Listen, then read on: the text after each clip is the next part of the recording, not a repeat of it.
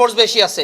আমি এতক্ষণ পর্যন্ত ধৈর্য ধরছি, আপনারা যত লোক আছে তার চেয়ে আমার ফোর্স বেশি আছে, কিন্তু আমি আপনাদের উভয়ের সম্মানার্থে আমি এখনো বল প্রয়োগ করতেছি না। আমি সিআরপিসির 177 থেকে 127 থেকে 100 যেই 34-এর ভিতরে যে রুলসগুলো আছে এগুলো আমি অ্যাপ্লাই করা শুরু করব। তার আগে ম্যান্ডেটরি কথা হচ্ছে যে আপনাদেরকে আগে সতর্ক করতে হবে আমাকে। আমি একজন সিনিয়র অফিসার হিসেবে, আমার এসি আছে, ওসি আছে, আমি উভয় পক্ষকে সতর্ক করতেছি।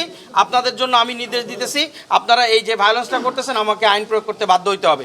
আপনারা এখন দুইটা পক্ষ, যেহেতু আপনারা দুইটা পক্ষে বিভেদ হয়েছেন, আমরা কোনো পক্ষের না, আমরা দুই পক্ষকে বলবো এই গেটের মূল ফটক থেকে বাইরে যে অবস্থান নেন, সকালে যেভাবে অবস্থান নিয়েছেন সেভাবে নিতে পারেন, আমাদের কোনো সমস্যা নাই, শান্তিপূর্ণভাবে।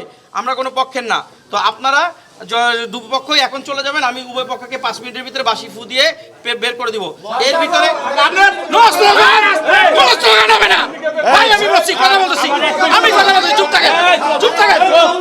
একদম কথা বলবেন না।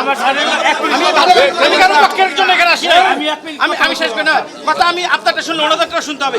এই জন্য আমি বুঝছি আমরা কি বোঝার লোক না।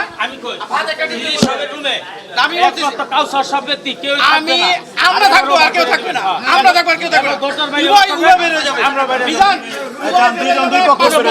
বাঁশি ফুটাও, সবাই বের হয়ে যাবে।